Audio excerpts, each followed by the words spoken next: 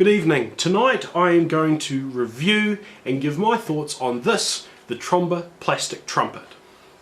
This instrument I've shown you an unboxing of on a previous video and also announced that the giveaway, which will be featuring this very instrument in a video before that.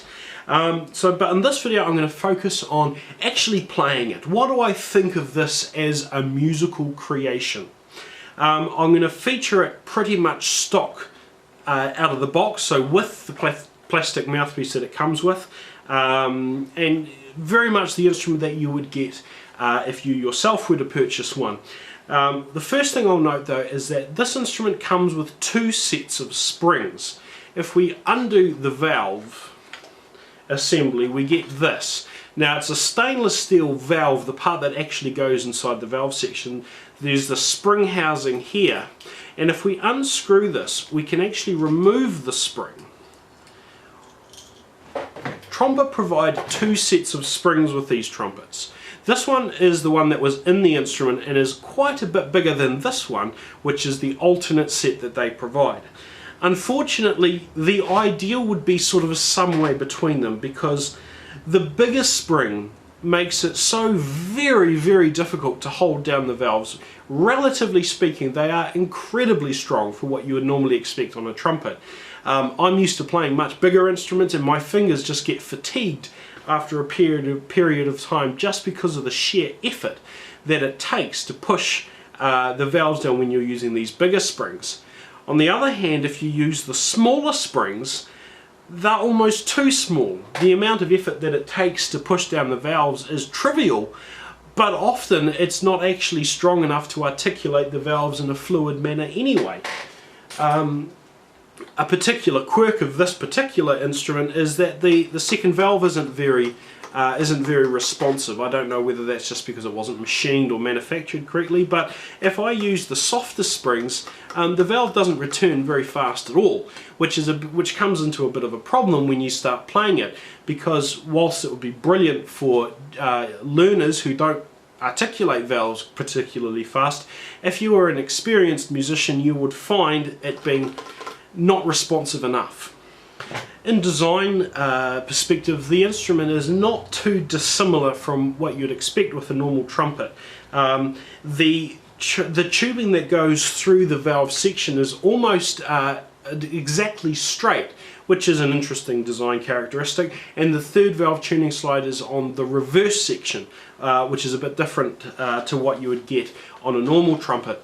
The third valve has a ring on the tuning slide, so you can move that in and out, and it works reasonably well.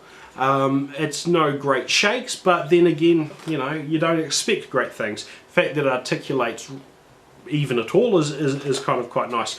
Tuning slide comes pre-lubricated out of the factory with some, don't know what, presumably some cheap KY jelly or something. Actually, that's interesting. The tubes don't line up very well. Anyway, has a thumb hook, and it has all the standard features that you would expect, including spit valves on the third valve and on the main tuning slide. Speaking of spit, this instrument leaks something shocking. It leaks out of the water keys, the main tuning slide being the main culprit, but also around the rim of the mouthpiece shank. The main lead pipe here isn't watertight. You can see if you look through the lead pipe that there's this outer blue piece of plastic, but there's a black tube inside it, and the seal that the mouthpiece forms is obviously not watertight, because as you're playing, water, spit, will come leaking out of here and go everywhere. It's just a bit of an occupational hazard with playing this instrument.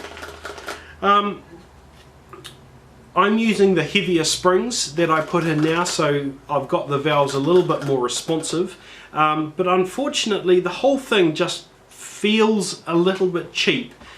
Not just because it's made of plastic, but you can have nice things that are made of plastic, but you can tell that this has been built down to a price. There's little washers, little rubber washers that go in the tops of these valves here. They're just little black rings, and they're not actually attached to anything. So if you're pushing the valves down reasonably hard, they come adrift. It's not a particularly functional issue. It just makes it look a little bit more tatty. You can also tell that some of the joins are a little bit haphazard. And overall you can tell that this is an instrument that has been mass produced and it's just really glued together. It's not a high quality plastic instrument, but then again at $150 odd price point you don't really expect too much. So that's an overview of the playing characteristics of it. I'm going to give you an idea about what it sounds like and how it feels to play it. And for this purposes I'm going to be using the plastic 7C mouthpiece that comes with it. It also has a 5C mouthpiece. The 5C mouthpiece is a little bit bigger than the 7C. But I'll tell you why I don't like it in a minute. The piece I'm going to play is just the Arbin's variations on Keel Row that are in the Arbin's book, and I'll play that for you now.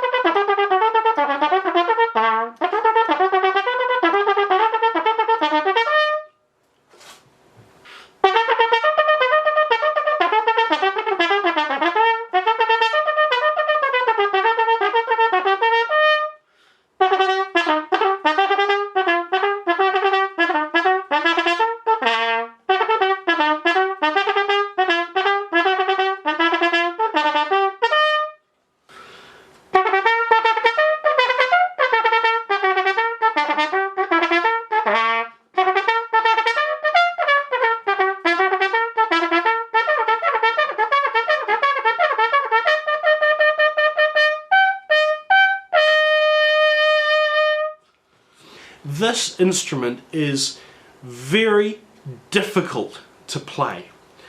Plastic is a material that just does not have the resonant properties that metal has. What I mean by that is that it doesn't vibrate as freely. The sound, the vibrations don't propagate throughout this instrument as well as it does with a brass or a metallic instrument. As a result, to produce a sound out of this, it takes a lot more effort, and that effort is compounded if you try to play high notes. It is very difficult to play high notes. A top C is not a particularly challenging note on a metal instrument. On this instrument, particularly if you've got the slightly bigger 5C mouthpiece in place, it's a workout. It is a hard thing to do, to play high. What I have here is a generic Chinese-made 7C trumpet mouthpiece. This is the sort of thing that you can pick up from eBay, AliExpress, any of those sort of things for $5, $10, something like that. Mass-produced, nothing particularly fancy about them, but infinitely easier to make a sound out. I'll play a little extract of that same piece before and give you some idea about what I think.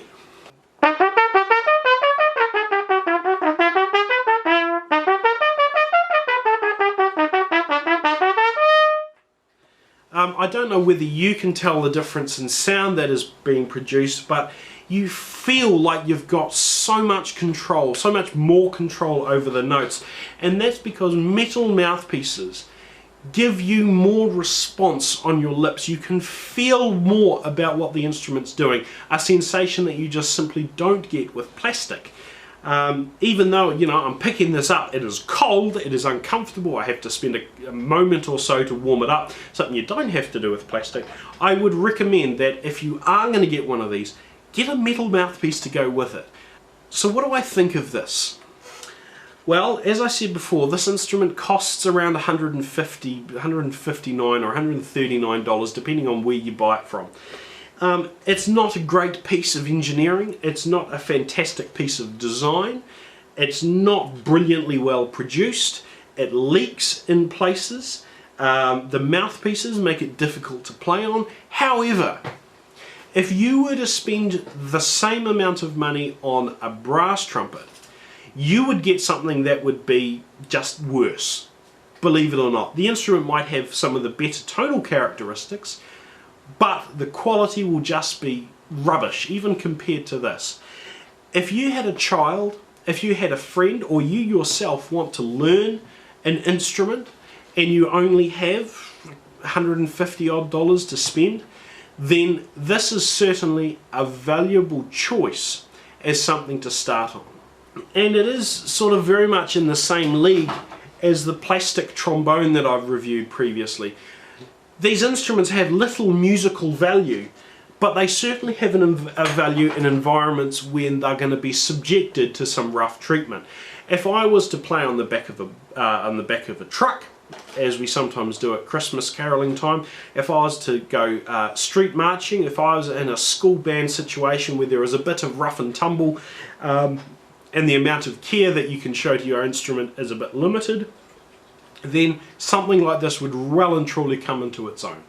And in those situations, I would recommend something like this. For every other situation, you will always do better with a metal instrument. Anyway, despite roundly abusing this instrument, I am going to be giving it away to one of my loyal Patreon supporters. So if you want to have an opportunity to win this instrument, then please jump down to the link below on Patreon and pledge your support, and I will be giving this very instrument to one of those supporters. Thanks for watching.